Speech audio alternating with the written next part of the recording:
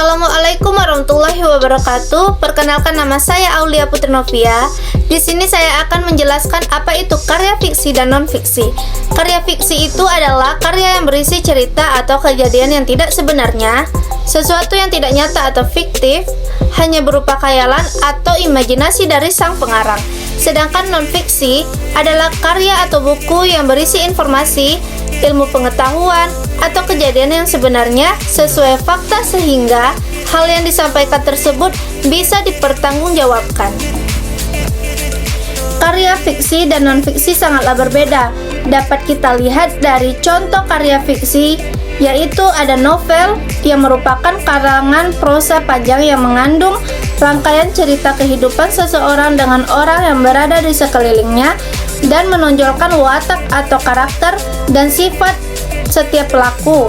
Lalu ada dongeng, puisi, hikayat, cerpen yang merupakan jenis karya sastra berbentuk prosa dan bersifat fiktif yang menceritakan atau menggambarkan suatu kisah yang dialami oleh suatu tokoh secara ringkas disertai dengan berbagai konflik dan terdapat penyelesaian atau solusi dari masalah yang dihadapi.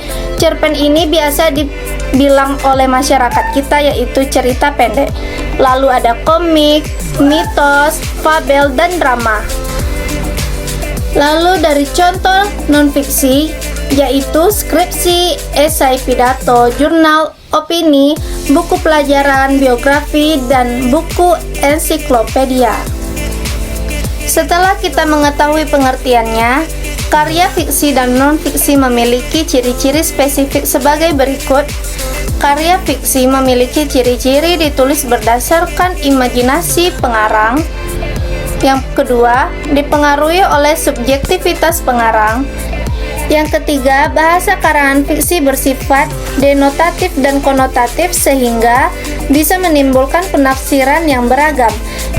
Umumnya, karya fiksi menyasar emosi atau perasaan pembaca, bukan logika, dan terdapat pesan moral atau amanat. Lalu tidak memiliki sistematika yang baku, formatnya sesuai keinginan sang penulis. Kemudian, ciri-ciri non-fiksi yaitu dibuat berdasarkan realitas atau fakta yang benar-benar terjadi di dalam kehidupan. Lalu karya non-fiksi berusaha mencapai taraf objektif yang tinggi. Lalu bahasa non-fiksi bersifat denotatif dan menunjukkan pada pengertian yang sudah ada atau tidak ambigu. Lalu terakhir, informasi yang disampaikan ditulis secara jelas dan sistematis. Karya fiksi dan non-fiksi memiliki unsur-unsur. Yang pertama kita lihat dari unsur karya fiksi, yaitu unsur pertama tentu saja datang dari sampul atau cover buku.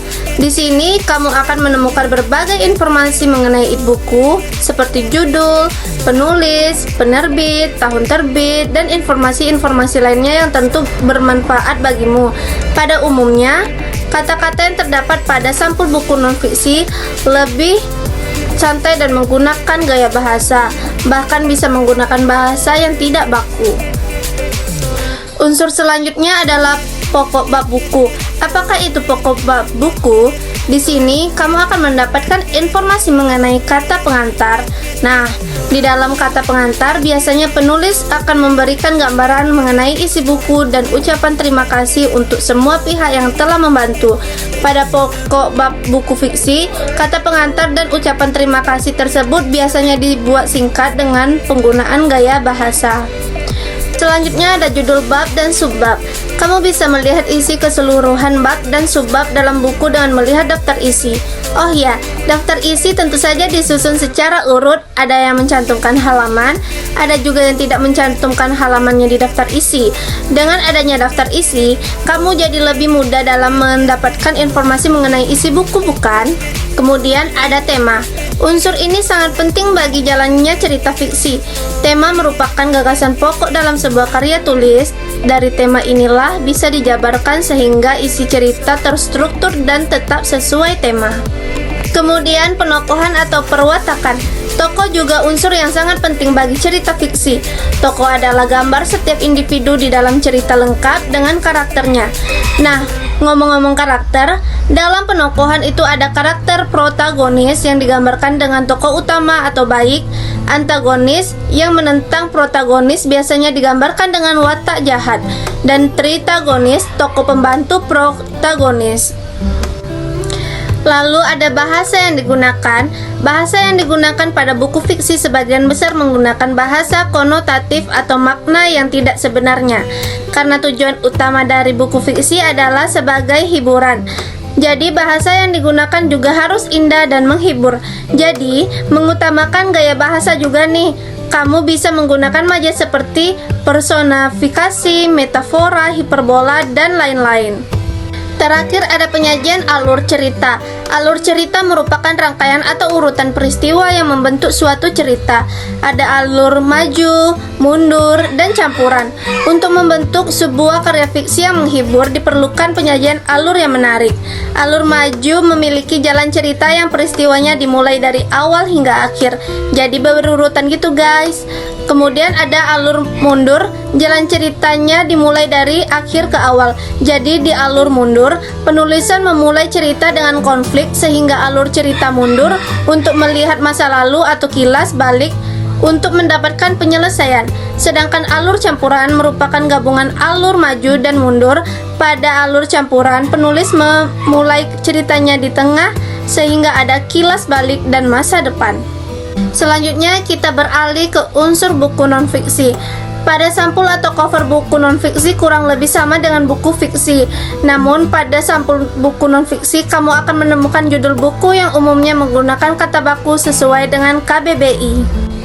Selanjutnya ada pokok bab buku. Pada pokok bab buku non-fiksi, penulis akan menggunakan bahasa yang cenderung formal dan baku. Selain terdapat kata pengantar, beberapa karya tulis juga menjelaskan mengenai latar belakang, tujuan, dan manfaat penulisan karya tersebut. Lalu ada judul bab dan subbab. Unsur selanjutnya hampir sama dengan buku fiksi, yaitu daftar isi disusun berurutan dan disertai halaman. Dengan begitu, kamu akan lebih mudah menemukan bagian yang ingin kamu tuju. Selanjutnya yang menjabarkan unsur-unsur sebelumnya adalah isi buku. Pada bagian isi terdapat pendahuluan, isi, dan penutup.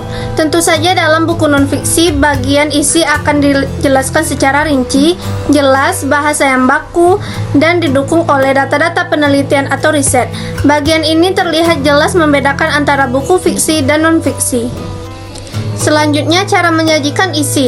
Kamu bisa mengenali bagian ini pada daftar pustaka atau referensia.